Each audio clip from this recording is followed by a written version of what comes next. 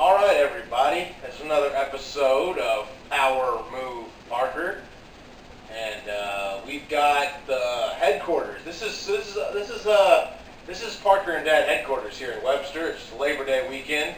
I've decided to come back and do a show in person. Got the camera set up, so we'll see how it looks on YouTube. Hopefully, a little bit better than us just doing Zoom. We've got the actual camera set up, but in-person show. It's been a while, so we skipped out last week, but we decided to wait till a few more topics came in, and I knew I was coming down here for Labor Day weekend, so we're really excited about today's show. But I also want to extend an invite. I know Cody Welch, if he's listening, I know he comes on the show pretty soon. Hopefully on Tuesday we can do a segment with him. And I also wanted to extend the invite to anybody who listens to the show that wants to come on. The odds are, if you listen to the show, that means you like the show, which means you probably have similar views. If you don't, send me a text. Most of you who watch the show have my number. Send me a text. Send him a text if you have his number and you want to get on the show, and just tell us what you want to talk about. And before we can pre-approve the topic, and that way we know what to expect. We have to make it really interesting, right? Yeah. Okay. Are we gonna have money? Are we gonna do this on Zoom, or are we gonna send the company vehicle for them and No. all spare no expense? They get to sleep on the air. We got the air mattress in the other room, and they come and sleep on the air mattress, and we put them up in HQ, and we do the whole thing like that. None of that. None of that? None of that at all. Because we don't have a company car, do we? We don't have a company car. Do we have a budget? We don't have a budget. We don't get paid. Oh. Well, anyway, guys, you can come join the show, but it's you're going to be on your own. I'd like to send a plane for them. Right now, actually, it's funny because Walker Medico just texted me, and he's probably talking about the Texas State game in the background, but he would be a great addition because he's kind of libertarian, but he would be a great addition to the show because he could talk for a while. But yeah, a lot of people always have feedback to the show. They always say what we should have talked about are that we're just we miss a lot of things. But then when they want to come on the show, there's always excuses being made. So we're extending the invite. Zoom is really easy. If you download the Zoom app, you can do it on your phone. You can do it on your computer. Super easy, and most of the time that's what we'll be doing because I come through Kerrville and he's still here in Webster. So that being said, Dad, it's been a heck of a week. A lot of things have changed. The landscape of the election, in my opinion, has changed. When your Democrat, when your Democrat friends on Twitter and Facebook stop retweeting the polls and stop sharing the polls, that things are bad. Well, yeah, those polls. We have to really rely on those polls. Yeah. Now, maybe the polls aren't accurate.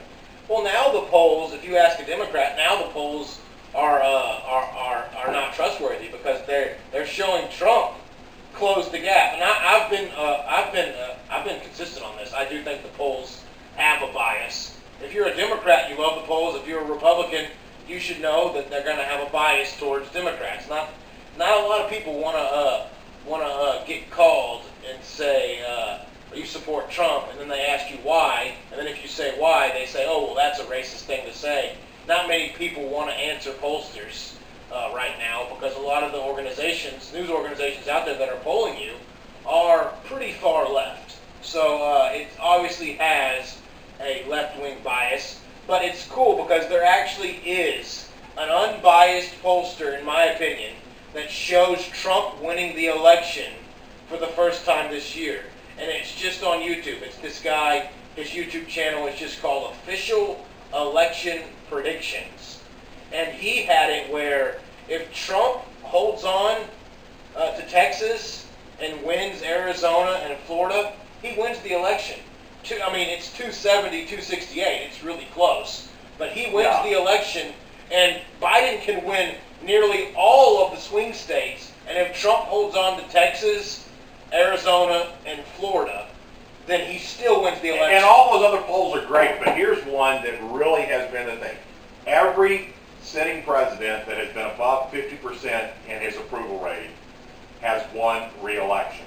So we go out there now and we look at Rasmussen, who is, they've been around for a while. They do a lot of tracking polls. Theirs is a daily tracking poll. Every day they're putting in. I think it's 500 and something, whatever. It's a sample. It's a small sample, but it's a tracking thing.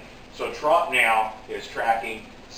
He has equaled his highest rating, which was in February of 2019, and now he is back at 52%. Barack Hussein Obama was at 51% at this time at his reelection. So Rasmussen, that's a good one. Not a bad poll, but here we are tracking at 52%. They don't know. So what happened is a liberal group went out and did another poll and said, well, Rasmussen had some flaws in their poll, and their actual poll, they say he's at 42%. But the poll was the poll. We looked at it whenever he was down at 40%. When he was 38%, it was a great poll. Now he's at 52%, and there's some question about the validity of the poll. But if that's being said, all of the other things aside, a president, I know these are crazy times, but a president who's tracking over 50% approval rating is in pretty strong footing. If we can continue with coronavirus cases under control, even better. There is proof that there is a vaccine, maybe not here, but it's legitimately ready to be rolled out, and we keep death rates low, which no one ever talks about that anymore because death rates are very, very low, and even positivity rates are low, but death rates and hospitalization has really gone down, and that's the key, really.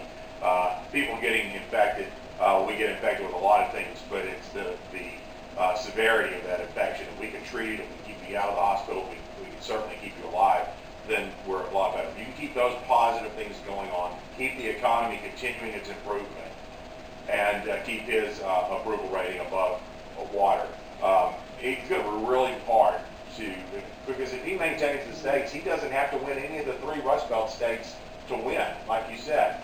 He just keeps those if he can. No, surprisingly, but the pollster did have him winning he had Trump getting over 300 electoral votes. Well, I mean, there was a poll out today, and they're saying that in Minnesota, he didn't even win Minnesota. It was close, but they're saying that there's a possibility he could pick up Minnesota. Look at that! Oh my God!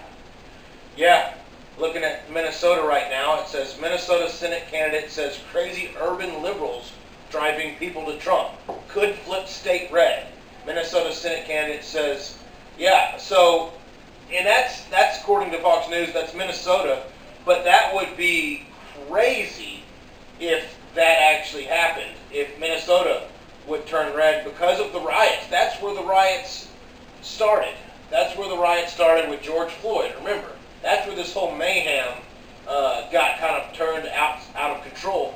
But it's funny, you're talking about approval ratings and polls. And there's 2 things I wanted to talk about. First off, talking about the polls and talking about what you said about COVID-19 and it being under control now. I agree with that, and I actually have stats to back it up from the CDC.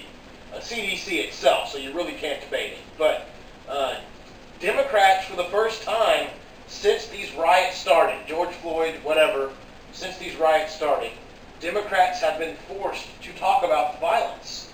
The DNC, they ignored the violence. They talked about how bad Trump was doing. According to polls now, and Don Lemon even said it on CNN. Don Lemon said it. He said... But he's unbiased. But he said it on CNN. He's a liberal, and he said Joe Biden has to talk about the violence. Joe Biden has to condemn the violence. Yes, but that's Don Lemon saying that. And no, wait, he didn't say because it's awful. Oh, it's terrible because they're burning down the roads. Losing the polls. It's terrible because people are getting hurt, or because we're destroying cities. Oh no, it's because the polls are reflecting it. Oh, so we really, folks, the Democrats don't care about you. They care about the polls, they care about power, and they care about winning. That's what drives their narrative. It was said on live right there on CNN. Anyway, sorry. It was just funny to me that Don Lemon was the one that said it. And then you go from early on in the election where Bernie Sanders said Joe Biden is going to be the most progressive president we've ever seen. Coming from Bernie Sanders, that's what he said. And now you got the Kamala Harris pick talking about we should really understand why they're rioting, and I hope they burn it to the ground. She was interviewed by Stephen Colbert. She said it on Stephen Colbert's interview. She said, I hope they keep burning stuff down. I hope they keep destroying property. And Colbert, who is left-wing, who has made fun of Trump from the get-go, was sitting there cringing. He was like, oh, really, lady? Like, I tried to give you a chance on my show to redeem yourself, and you're over here saying all this crap about let them keep doing it. And then, recently, Joe Rogan, who got switched over to, and Joe Rogan admits he's left-wing. He's pro-universal income, pro-Medicaid, pro a lot of things that me and you don't agree with. But on the Joe Rogan podcast, he said, you hear a lot of red state people say, don't bring that liberal bullshit here. Don't California my Texas. You know that shirt people wear, don't California my Texas? Well, it's true. Go to California. Look at the people on drugs living in the streets because they can't get them on drug charges in California. They're very lenient on that stuff. So you've got hobos, you've got homeless people on the street shooting up. There was a story the other day by Duncan Trussell, who's a comedian who lives in California, but he's thinking about leaving California because of how crazy and the regulations are there. And he said he took his little kid to Echo Park, which is a park out there, and I guess in the LA area, Echo Park. And it used to be a nice park. He took his 5-year-old kid out there, and there was a guy, a hobo, just playing with a machete, throwing it into the ground, just playing with it. And then he looks at the kid and tries to scare off the kid. So there are, what Democrats don't want to admit about Republicans, about how we're right about this, is that law and order is necessary. Law and order, I know liberals don't want to hear this, but sometimes arresting people and putting them in jail and locking them up and keeping the streets safe and funding the police and funding the military. I had a political science professor who was talking about America and the reason America is great. And he said, you want to know the real reason America is great is because we have bigger weapons than you do. That's the reason we're great. Yeah. It's because our military is better than you. Strength through Our power. cops are better than Strength you. through power. You can't lead from behind. America can't function if its citizens, first at home and then abroad, are not But safe. that whole street goes into But strength is not a Democrat talking point. They don't want to talk about strength. No. They're not alpha. The most alpha, most aggressive people vote Republican. And the Democrats, they see aggression as patriarchal, as white supremacy. They don't see that aggression the same way I guess Republicans see it. Republicans see it as strength, and strength means safety, and then I can provide my family. We have to be safe first. What they see, oh, you're locking up minorities, you're locking up homeless people, you're locking up all these peaceful protesters. That's not what they want. But the Democrats miss. They overshot the mark. I mean, they thought that if they could create enough chaos in the streets, if they could create all of this unrest and fear, that people would be clamoring for some change, and that it's all Trump's fault. But what they're looking for is, because it's Maslow's theory, you can't do anything about building a better life or doing anything better, because what is Maslow's first rule? You have to have shelter, and safety. Shelter, and safety. Shelter, food, safety. And that's what that's their natural thing. They're reverting back to what it is. It's in your mind. You have. Wait, you're studying Maslow too because of because you have the theories in your head of, your fighter. When you have something that it's proven that when you get scared or something happens to you, you go down to the basics, and the basics is fight or flight. What is your reaction? How do you respond? That's textbook social studies right there. People are reverting back. And so what are the Republicans offering? I see in Texas that the Attorney General of Texas has come out and said, fine, if the city of Austin is going to defund the Austin Police Department, the state is going to step in and deputize them as state law enforcement, and they will start funding the police officers and take over the police officers in Austin, Texas. So you have conceded your authority. All of these liberal mayors, all of these liberal governors, all of these county commissioners that thought, oh, this is going to work. When you give up doing your job, when you give up doing the basic thing that you're hired to do, which is protect your community, and you're allowed that these these Republican or these conservative folks are coming in and taking over and doing it. That's why that guy was writing about the Senate candidate in Minnesota talking about. People are saying, wait a minute, you're burning down our businesses. Our streets are not safe. We can't go around in our communities without worrying about being mugged or beaten up. This has been a total disaster for these Democrats that have promoted these things. And they can't get back off the record of saying peaceful protests, summer of love. I mean, you can't take that stuff back. No, and this is where it all comes to a head here, is because they are seeing the results of their own stupidity and blind support for the protests, for BLM, for Antifa, for any time a black guy is shot by a cop, we've got to jump and rush to assumptions. It all came to the head in my area of what I like to call my area of study, which is sports. I'm a big NBA fan, right? Black Lives Matter, again, went up crazy for a guy named Jacob Blake, a guy in Wisconsin who was shot in the back by police who were there to arrest him because he broke his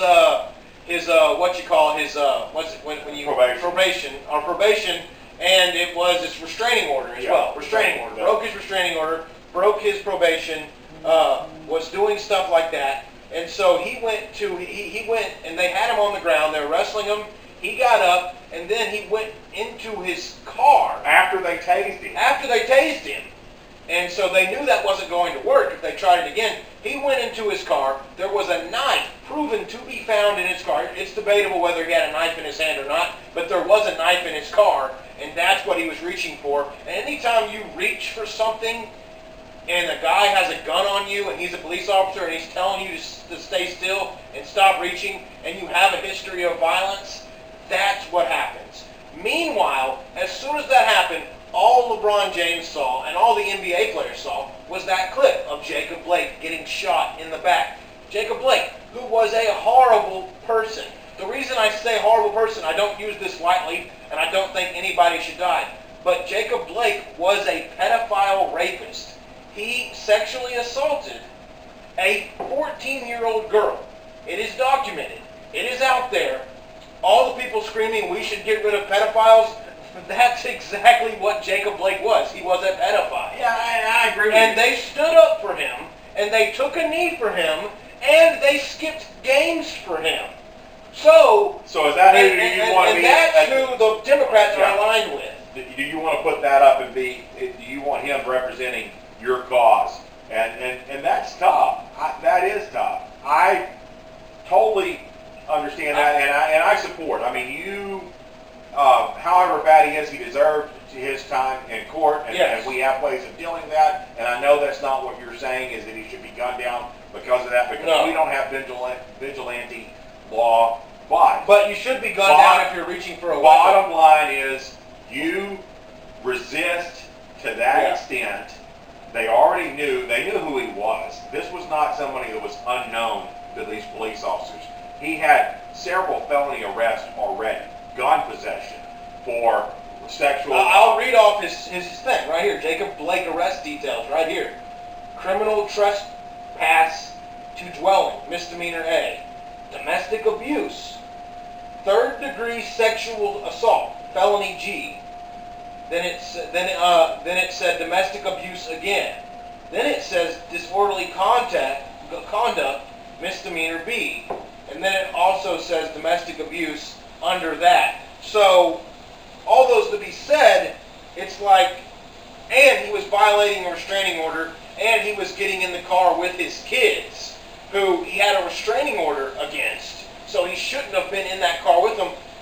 Either A, he was going to get in the car and drive away with the kids who he shouldn't have been with. Kidnapping, or B, he was going to get in the car and get a weapon. Or hurt the kids. Or hurt the kids. Or kill the car. So what happened if the police are standing around, you allow the guy to get in the car, you've already tased him once, he's got enough to ground arrest you, he's going after kids that he's got a restraining order to stay away from, and he gets in there and he kills them all, and you're standing back there saying, well, we didn't want to shoot him. Yeah, upset LeBron. Yeah, so, yeah, it's crazy. But that's the whole thing about it. And the funny thing is, it keeps getting better. The reason I had to talk about this even more so is now first off, the Rockets are playing LeBron, and the Rockets won last night. So other than that, I'm happy that the Rockets are up 1-0 against LeBron James, who'd rather be a politician than a basketball player. But the players also turned on LeBron. So Stephen A. Smith even said this. So they went into a meeting, right? And Stephen A. said all the players were in the meeting. The meeting was over. It was a Zoom meeting. Adam Silver was there. Michael Jordan was there. All the NBA owners were there. They were talking about how to proceed with the season if we want to. All the players have decided to keep on playing. Okay, the meeting's over. LeBron, he picks up the microphone with the meeting wrapping up, and he talks for 15 extra minutes talking about why the season should be over, why we need to end the season, why we should stand up against all these police and things like that, why we should support Jacob Blake and what happened to him.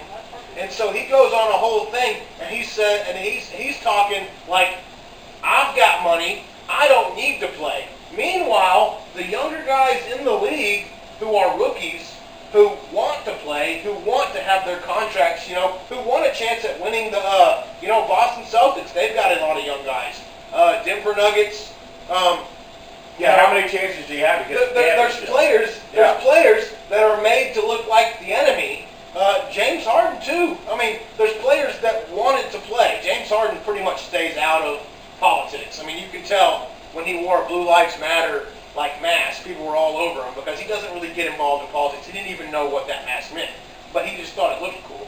But there's players like that, hey LeBron, we just want to play. We don't have the fortune and fame you have. We don't have, $1 million house to go back to or whatever. We're still trying to get our legacy cemented.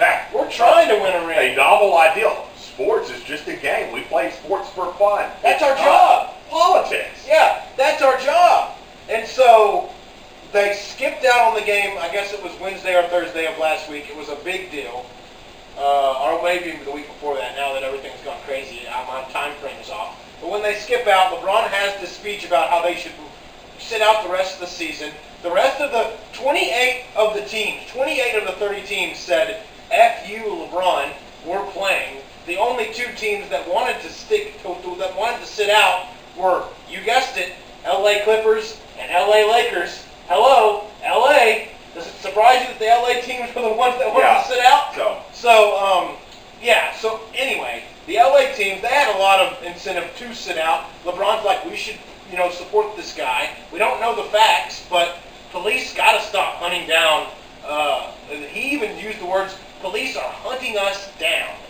I'm sorry, I've never been on a hunt where, if you're out hunting and you're actually trying to track someone down and you wake up and you're like, man, I really want to kill a black guy today. What cop says that? What cop thinks that? Do you know how much scrutiny you are put under when you're a cop and you kill somebody? It's not easy to kill somebody. The way even racist cops get at you is by putting you in jail and locking you up. They don't want to kill you. That makes their life very hard. I don't think cops wake up thinking, man, I really want to hunt a black guy today. But meanwhile, LeBron uses that rhetoric similar to how Obama spoke about police. And how are we not supposed to be divided by that as a sports fan, as an American, when he's sitting here saying, man, I know a lot of police officers. I don't think any of them, I think 90% or 95% of humanity they don't want to wake up killing somebody. I mean, I would even say the percentage is larger than that. Nobody wakes up and says, man, I really want to kill someone today. That's just not what happens. That's true. I don't know. So, to me, it's just the whole thing has been completely distorted. It's very divisive, and I don't know why. I think way too much time on it, but we should get rid of the bad police officers. No one has ever stood up and said, oh, this has been the bad police officers, but we've got to allow police officers to do their job, and there's a reason that police unions are coming out and supporting President Trump, because he has backed the police, he's backed law enforcement. But Joe Biden says that Trump wants to defund the police. Well, Joe Biden doesn't know what he believes. Joe Biden is now in full support of the police, and he's actually said that Trump supports the violence and that Trump wants to defund the police. Yeah. Which was funny to me. But the one more thing about the whole protest thing was the reason Brian Urlacher, a big-time football player for he played for the Chicago Bears. He said it is sad what happened and everything, but he said the way you show strength, the way you continue and carry on and show that you can make a difference is by playing in the moments like this. So he was saying, he was comparing it to he's like, the NBA's, they're sitting out for this guy. That's crazy. Brett Favre's dad died. That same day, Brett Favre went out on the field, threw for 4 touchdowns, and made it a huge moment. And he's saying, and the same thing with Michael Jordan. Michael Jordan's dad died. Michael continued on that season, fought through it, and had an emotional, finals championship that year.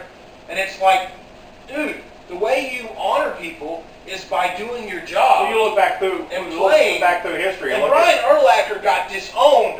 Him and Mike Ditka have both been disowned by Chicago Bears. But you look through history and look at the times when we have had national tragedy or personal tragedy. Yeah. Sports is something you turn to and say, I'm going to dedicate this, and I'm going to put it forward, and I'm going to do this for this person. Teammates have been in accidents or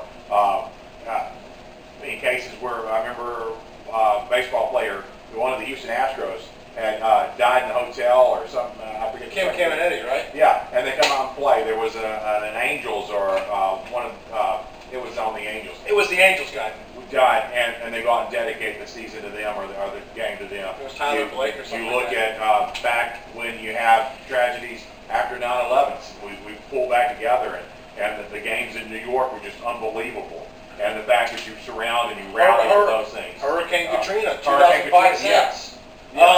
2017, Houston Astros. So you look at those things and you say, okay, this is where you pull together. But this is so divisive. And to put a guy with that kind of record, with that kind of things, and you're going to die on that backs together, and then climb that hill and put your flag in that and say, this is what it wasn't wise of LeBron, very quick to jump on this stuff, and I think it's turning on them. I think the push, the political, even like you said, Don Lemon, the media elites are coming around and saying, figuring it out. This is not Stephen working. Colbert, too. This is not going to happen. But I don't know that you can put that back in the box. It's out. They've done it. Things are turning around. There's a lot of things. I got something here. I don't know if you're ready to talk about that, but you're talking about things turning around. Real quick, I wanted to say that the CDC has reported that 94% of COVID deaths had underlying conditions. This is straight from CDC. This is not me making this up. This is saying that only 6% of people died just because they had COVID, which is terrible.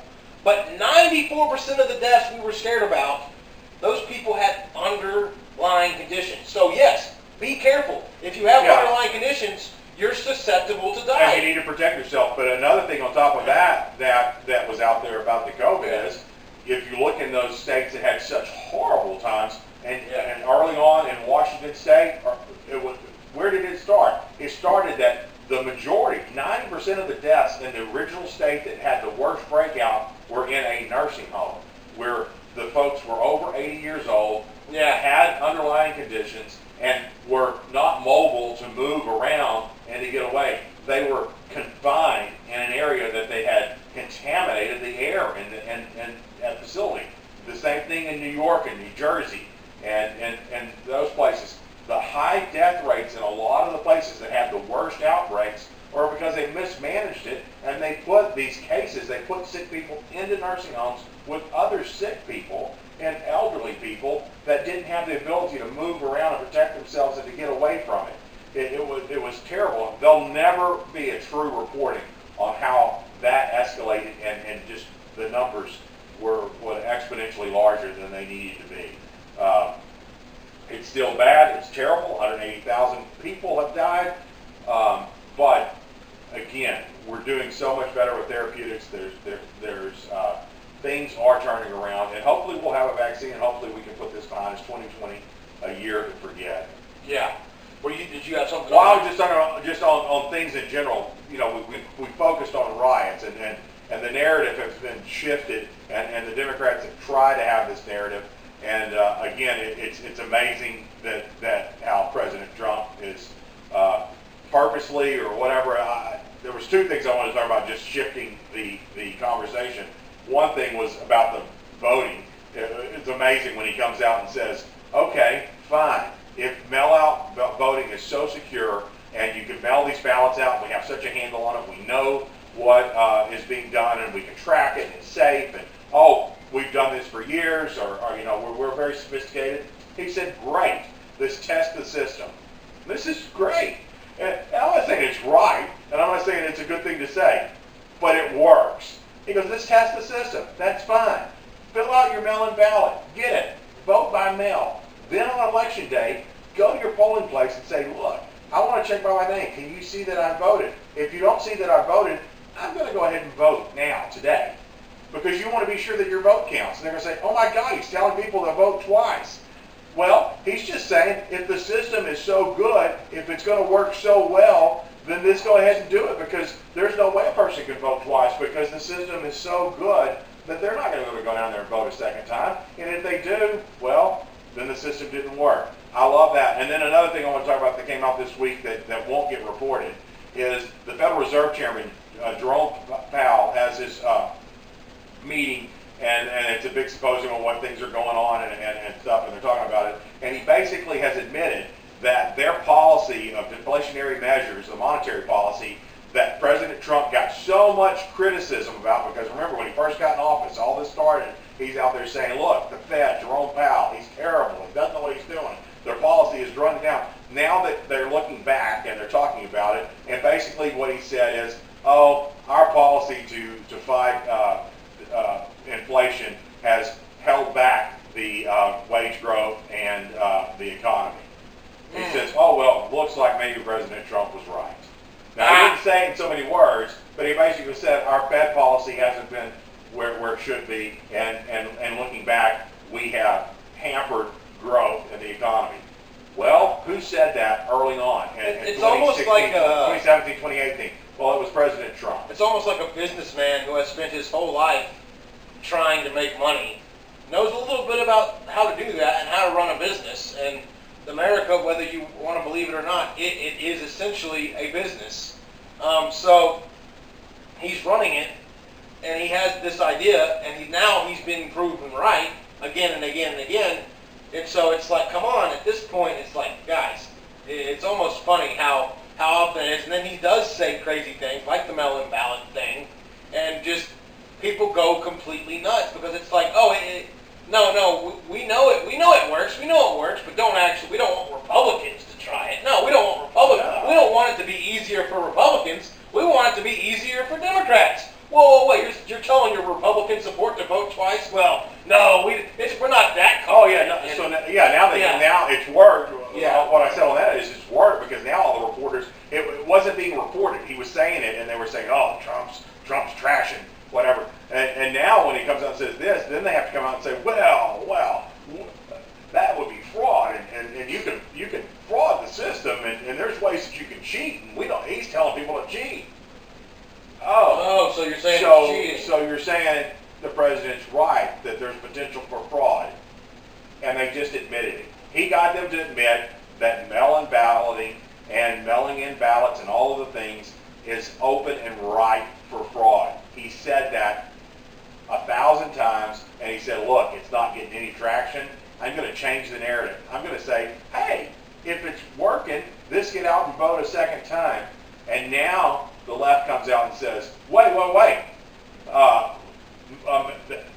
There's potential for fraud here. Oh, thanks for admitting it. So he got them to it's the game where you say yes, no, yes, no, yes, no, no, yes. Oh, okay, thank you. And it's funny because earlier this month, my buddy, who I work with actually, was bringing this up. But it's going to be funny to see because next month, Hillary Clinton is on trial. I mean, not this month, September. Hillary Clinton's on trial. No one's talking about it. Really? Yes. Hillary Clinton is on trial. So it's going to be interesting to see. It says a Clinton email case to go before a judge. And this was Thursday is when that happened. So I think this already happened. But it was a while back. And it says the government to release the documents on a rolling basis by September 30th. So we'll know more by the end of the month. What went on with the emails, the U.S. Embassy in Benghazi, that happened in 2012. They've been caught in so many things. But it's interesting. And we still have the Durham report coming out, and the Senate committee that researching all this stuff. Well, how come the Democrats get so worked up when things happen, but when the courts finally make decisions, they don't talk about it. They don't talk about the end result. Because these cops, for example, and the same thing with that Kyle Rittenhouse kid, who's actually should get off for self-defense. They called him a murderer, a white supremacist, whatever. The dude came in with a rifle. He was asked to defend businesses of his families in a different town. So he traveled. He had his rifle on him. And 3 people attacked him. And he shot and killed some people because they attacked him with a rifle. And it turns out he'll probably get off with self-defense because he was being attacked, and the guy who attacked him also had a gun in his hand. And now that guy's dead. They went to arrest that guy, and they get in a shootout, and now he's dead too. So there won't ever be a trial on. No, I'm sorry. That's the guy that shot the other protester that was down there, the Trump supporter. You're talking about the Trump supporter that just got shot. That got shot. No, Kyle Rittenhouse is alive. I'm sorry. Rittenhouse is the 17-year-old kid in Wisconsin. Yeah, the guy that he shot, but then there was the other.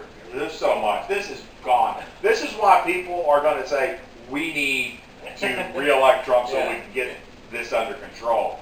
And people that want to say, oh, Trump's president now. He has tried to control things. Democrat governors, Democrat mayors have not let him. They don't understand how the law works. For Trump to do these things that he wants to do, Democrat governors have to. Yeah, it's the same thing with COVID. They're coming out, and that's Biden's whole speech.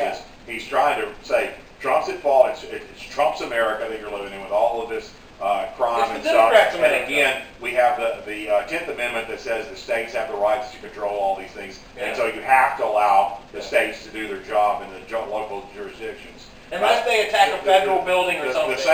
The same thing happened in COVID when you come out and they said we have to have a national policy.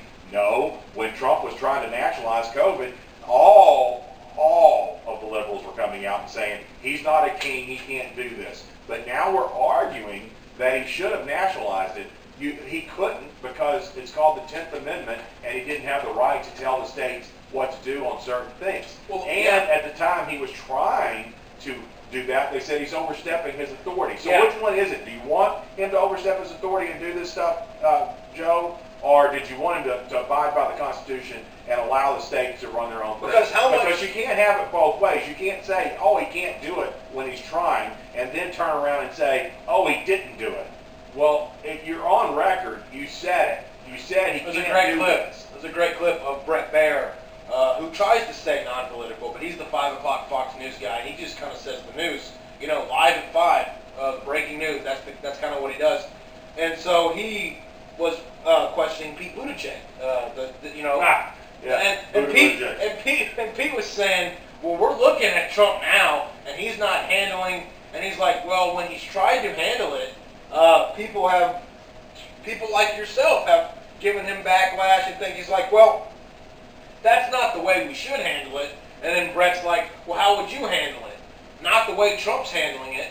Well, Trump tried to handle it, and you said it was the wrong way. Well, that's not the way you should handle it. So they don't have answers. They just know what Trump's doing is wrong. And they don't want to talk about the facts when they come out because we also, and you were talking about the court cases, and I know I'm all over the place, but this is just the craziness of the whole thing is when they're forced, like Don Lemon saying, oh wait, the polling is going the wrong way, we're going to have to get Joe out of the basement, we're going to have to address this, and we're going to have to come out against the crimes in the street. That's when you have a moment of truth and they actually say what they mean. Another time they said what they meant this last week is when the court ruled that we're not going to allow the district attorney in New York to get the documents, the financial records, the tax records of Trump. They're going to have some more questioning, and they're sending it back down to the lower court to do it. They said, wait, that's just a delay tactic, and the election's going to be over, and we're not going to overuse this for the purpose that we want. Oh, so you're really not trying to get at the truth of if Trump has done something illegal. This is a tactic to embarrass the president to try to affect the election. Game over. They just admitted what the purpose of going after the financial. It's not because they think there's a crime. It's not because they think so. They just want to go out there and say the man's not as rich as he said he was, or he may have overstated something or understated something. Not that there's a crime out there. We need to use this to embarrass the president. That's the only reason anybody wants to see his tax returns, and they just admitted it in court on a statement. I wonder when they're going to stop falling for Trump's game, because of the deal. They would know that the reason Trump says something, what Trump wants is right here. What he says, and I'm glad we have a camera, so Trump wants this, but what he says originally is this. It's extreme. He goes to the extreme, and then he settles for actually more than what he wanted in the first place. He would have settled down here. The deal. He would have given it to you. He said, oh, okay. It's like at the truck when we got the free month's payment. Yeah. Yeah, but that's the whole point, and they fall for it again and again because they over-exaggerate. Oh, Trump, no, you can't, no! And then eventually they're like, aha, we talked Trump down to here, and Trump's like, I would have settled for down here, but they don't know. But they fall for it every single time. And the last thing I want to talk about, Nancy Pelosi, your girlfriend, Nancy, yes, claims... What's really good in a towel? Did you see the hair salon thing? Yes. First off, I want you guys to look up what the hair salon lady looked like and what Nancy looked like, and just put, you have conservative women and liberal women in two different categories. I don't know, but I saw. Get in trouble for that. I saw the woman on Fox News, the conservative hair salon lady, and I don't know if she's a Republican, but she is now, because she said she lived in San Francisco for 12 years, but now she's getting out because of this whole craziness. But Nancy Pelosi has been coming to her hair salon for months, not wearing a mask.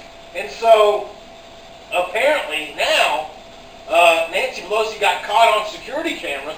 They've already been there, and she's walking out of the salon not wearing a mask. And so, now she's claiming it's a setup, when in reality, the lady didn't tell anybody, didn't do anything. The security camera did whatever. Nancy Pelosi is the one that always preaches wearing a mask, yet she goes to her hair, not only that, no one else has been able to use the salon. Yeah, the salon has been closed. Yeah. No one's been able to work. Yeah. But Pelosi texts her hairdresser, and he texts the owner and says, Pelosi wants us to see her. And the hairdresser goes, I don't know what to do. And so they allow her to go there, and she gets there. And then she says, I was set up. This was supposed to be secret. I was supposed to go, and these dumb constituents in my area aren't supposed to know that I'm an elitist and I get to break the rules. That was a setup. Yes, Nancy, you got set up for breaking the rules. You got caught. So how is it a defense that I got set up? I was asking to break the rules. Okay, let that sink in for a minute. She called and said, I want to go into a hair salon in an area that has been shut down, where hair salons can't be open, no one else can go in, but I'm asking to go in, and then she's angry because she got caught. It would be one thing if she was against the shutdowns and she was trying to finagle her way around it, but she is for the shutdowns, yet not when they shut down things for her. Oh no, because she's supposed to allow her to go undercover in, and she's angry because you said you were going to keep this quiet. Well, yeah, Nancy, got exposed. You fell there. All right, guys. Well, that's episode, was it 17 or 16 or 18? One of those episodes. But the Trump train gains steam. That's pretty much the and we want you on our show. So let us know what you want to talk about. And if we like it and we agree with it, then we'll